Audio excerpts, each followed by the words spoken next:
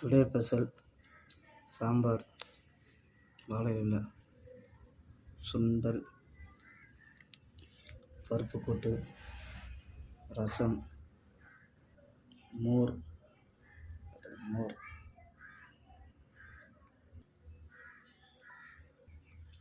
இந்த வீடியோ பிடிச்சிருந்தா லைக் பண்ணுங்கள், ஷேர் பண்ணுங்கள், மறக்காமல் பெல் பட்டன் அமுத்துங்க. இன்றைக்கி ஒரு பொடி. சரி வாங்க டேஸ்ட் பண்ணி பார்க்கலாம் எப்படி இருக்குன்னு.